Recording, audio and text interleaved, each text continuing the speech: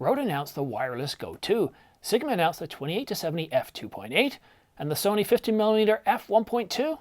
It's about to get announced. And OM Digital's in the news once again. This and more after the intro.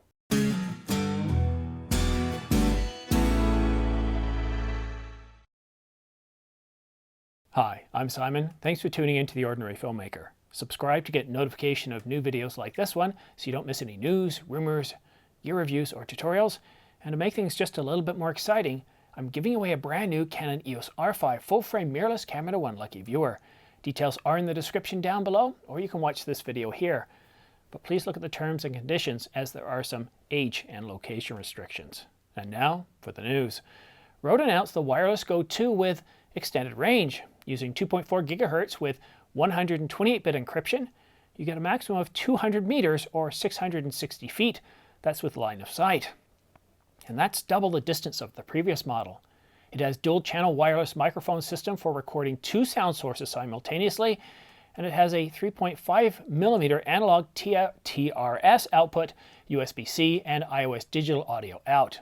It can record over 24 hours of audio direct to each transmitter as a failsafe against any dropouts or other audio issues. It can record to each channel separately or combine them together. You can also get flexible gain control, record a second channel at -20 dB, and you get 7 hours of battery life. So what's the price, you might ask? Or maybe you're not asking, but I'm going to tell you anyways. The Rode wireless Go 2 is available for sale at $299 or 279 quid. And if you are in the UK, please use my Amazon UK affiliate link. OM Digital's releasing details of future products tomorrow at CP+. Setsuya Katioka, OM Digital's Chief Technology Officer, will deliver a presentation entitled OM Digital Solutions, Thoughts on Inheriting Olympus. They've been busy communicating with the public. This will be the third interview this month. Let's hope we get some details on what's coming this year, including a teaser of that WOW camera. But if you're not doing anything, I highly recommend tuning in. I'm really curious to see what they're up to, and I'm sure they're going to drop some interesting tidbits. But we'll just have to wait and see. Sigma announced the 28-70 f2.8 DG-DN contemporary lens for $899. Sorry, Canon fans, it's only for the Sony E-mount. I still don't even have a vague date range on when we'll be getting any Sigma lenses for the RF system. It would be nice if Sigma told us what lenses were on the roadmap and which year they're planning on supporting the R system. Now, the Sigma 28-70 f2.8 contemporary lens can be pre-ordered from my B&H links below, as well as my Amazon US and UK affiliate links. We also have word from Nakashita that Sony's FE 50mm f1.2 GM lens is about to be announced. We can expect this announcement over the next couple of weeks. Sorry, we don't have any specs or photos on this one. And now, let's go behind the scenes. In this weekend's AMA video, I thought of coming up with a theme. Normally what I do is I'll ask you guys what questions you would like answered. And this time I've got a theme. It's related to YouTube. It's related to filming for YouTube, creating content, anything you could think of, whether it's gear, I'm at a loss of words here, but anything related to putting together a channel, all the pre-planning that goes ahead, creating a vision, all the business architecture, all the gear that might be used, audio. See, there we go. I knew how to get the words out eventually. It's what happens when it's not scripted. If you have any questions, go ahead and put it in the comment section to this video here, and you might have your question read off at this weekend's or this Saturday's AMA video. Now, that doesn't mean to say I'm not going to surface questions that aren't related to a YouTube or creating a YouTube channel or managing a YouTube channel. It just depends on how many questions I get, but that's coming up this weekend. And one other thing I want to talk to you about is my video yesterday on the Sony FX3, and I said, look, this is a terrific camera. And I got quite a bit of blowback on that. Now, let's be fair here. The FX3 is more or less a cinema version of the Sony A7S III, so if you like the A7S III, why wouldn't you like the FX3? Now, yes, there are some subtle differences. And not so subtle is the XLR input and the XLR adapter, but it's built beefier. This is the type of camera where if you want to shoot all day long, it's terrific. And I think it is a terrific camera. The A7S III is a terrific camera. The A7S III is a terrific camera. The FX3 is a terrific camera. But, you know, there are some things where I go, scratch my head a little bit, like no ND filters. I really wish they had to put that in there. I get that this is their entry-level cinema camera. And I think what Sony is doing here, I think they're doing a little bit of a pivot. They realize that the a7S III is primarily aimed at video users. And I've said this all along, it's a video-centric stills hybrid camera. Why do we still have that stills form factor, that architecture, which doesn't really serve it well? What I think might be happening here is Sony is getting ready to just migrate the A7S line over to the cinema line and have an entry-level camera. So essentially what the FX3 is, it's just the A7S III in a cinema format, and we're probably not going to see an A7S IV. We'll see an FX3 Mark II, for example. What do you think? Does this make sense to you? Let me know in the comment section down below, but I think this makes a lot of sense because if you look at the feature differences between the A7S III and the FX3, as I hinted at before the announcement, the FX3 is more or less just the innards of the A7S III, but don't knock that all-day battery life, that beefier body, the ability to hold it better. It's designed for cinema. Everything about this camera is cinema. And yes, I know there's only a few features, but even just to be able to record all day long in all environments. Now, if you're from the United States or Canada or other parts of Europe, you don't really get very hot summers.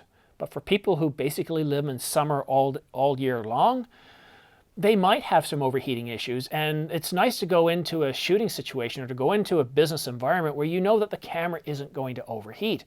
I talked about this with the Canon EOS R5 for months on end. Yes, you can record for hours doing all sorts of things, such as using dummy batteries, if the ambient temperature is below 60 degrees and all these sorts of things. But even the display at the back of the camera will tell you, yeah, you might only have 3 minutes left. And in a business environment, you can't really rely on that. And I think where the FX3 also comes in is for organizations that use the FX6 or FX9 or the Venice cameras.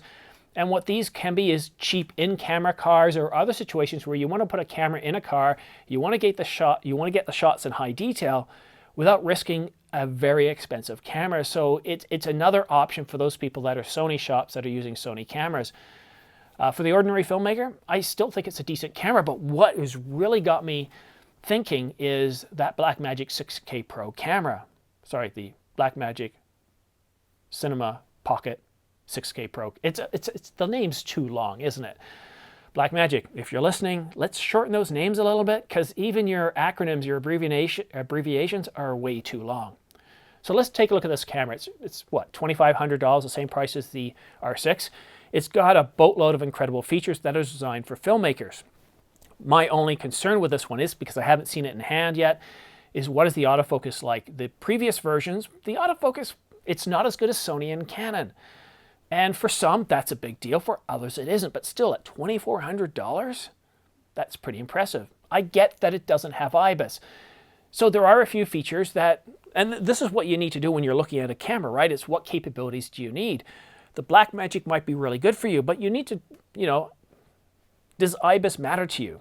Can you use a gimbal? Because a gimbal works really, really well. I've got IBIS in the R5, and it's terrific, but nothing beats that buttery smooth slow motion that you get with something like a gimbal, like the Crane 2S, for example. They're just incredible devices. It's a tool that's purpose-built for a certain set of capabilities. So if you get the Blackmagic in this, you're still under the price of an FX3 or a Canon R6, well, not Canon R6, Canon R5. So these are all the different things you got to think of too, and also what kind of climate, what kind of environment are you in? Overheating is a factor. Even the A7S III, it does very, very well in 4K 60 and 4K 120, but still in certain high heat situations, as Dan Watson has found, it will overheat. And yes, you do have to push the camera, but if you're in the tropics where every day it's 100, 110 degrees or 40 degrees Celsius, you are going to be getting very close to those tolerances. And the last thing you want to do is buy a camera where you have to baby it, you have to be worrying about it. The things I hate doing when I'm filmmaking is constantly checking the battery level, if I'm shooting long videos, overheating, and also hitting that arbitrary 30-minute record limit, which of course the Sonys don't do. So why Canon? We keep talking about this. We keep having this little conversation. And I know Casey's talked to you about this. He's been in your boardroom. He's got some really good footage. That 30-minute record limit, despite what some call centers are saying it's no longer required by European legislation. If you go ahead and look at my video, this one here, where I talk about the R5, I do a review of the R5, but also next to the R6 and the EOS R, and I look at the capabilities for each. And in that video, I talk a good 6 to 8 minutes on this issue, showing you the legislation that brought into this restriction that, well, they didn't say we had to have a 30-minute record limit, but they said they'd put a tax on around 9 to 14%, which is noticeable. But with that gone as of July 2020, it's not needed. Sony's not doing it. How can Sony do it? They're one of your biggest competitors here. So come on, let's remove that 30-minute record limit. But all those factors are annoying to me. Now, once you move to a cinema camera, those things go away, even on the Canon side of things. So that's something that's really important to consider when you're looking at these cameras. So yes, the FX3 is, not the most affordable camera out there, but when it comes to cinema cameras, it's pretty cheap. Yes, the Blackmagic comes in a whole lot less, but there are some, shall we say, trade-offs. And I think I'm really curious to see what Blackmagic does, because $2,500 for 4K 120, 4K 60, 4K 30, really good quality detailed video, let alone 6K 60, I think is incredible. I love what Blackmagic's doing. But some of the other things that you get with a Sony too, and I know some people have knocked this, but with S-Cinetone, the color profiles are pretty good, even with the skin tones. And I've also said to people, say, well, you don't have that problem with Canon. You try grading 4K video shot in C-Log 1 on the Canon R5, and you're going to wrestle with it. It's not just me. Other well-established YouTube presenters do have issues with it. And we also see some of that. Part of that too is also the auto exposure log. What I really like about what Sony does with the A7S III and the FX3 is when it's focused on the subject, it also say, hey, you look, I can see you're focused on this person. Why don't I automatically exposure for that person? So if you go through different environments, if the lighting changes, we're still going to keep the exposure consistent on the subject. Would you like that? Yeah, I would. And I wish we had that benefit, or that feature, that capability in the Canon EOS R5. We don't. It's not there. I've looked. There's a ton of settings in the R5. I've had it since July. I think it's a terrific camera. Just look at the video I put out, again, right here, on 8K. I shot an 8K video, 10 minutes, some of it in the studio, some of it outside, and the detail's incredible. Even the 4K, if you're watching on a 4K set, the 4K looks a whole lot better from 8K uploaded than it does if I shot it in 4K HQ. So I'm not knocking the R5. Each of these cameras a compromise, and for those of you that think the FX3 is a terrible camera, well, it's compromising in areas that you're not willing to compromise on. For those of you who think the R5 is a great camera, well, it's not. And for those of you who can't stand the R5, you don't like it, it's because of those capabilities that you need. We can all get along. I personally appreciate the R5 for its strengths. It's a very, very powerful camera. Just look at its predecessor, the 5D Mark IV, and wow, what a huge upgrade. And the A7S III, the FX3, the Alpha 1, these are also great cameras. But again, they're compromises in certain areas. But that's it for now. Don't forget to subscribe for your chance to win the two Angelbird 128GB AV Pro MK2 V90 SD cards, along with dual UHS-2 card reader. Or you could also win a Ulanzi LED light package with accent lights and underwater light and various other flat panel lights that you can use for lighting your subject, or as a great starter kit for someone starting their own YouTube channel. I'll be awarding these two prize bundles once the channel reaches 30,000. And then I'll be offering up different prize bundles every 10,000 or so subscribers until we reach 100,000. Now, once we reach that spectacular level of 100,000 subscribers, I'll be awarding a brand new Canon EOS R5 full-frame mirrorless camera to one lucky viewer. And on that bombshell, thanks for watching The Ordinary Filmmaker. We'll see you again soon.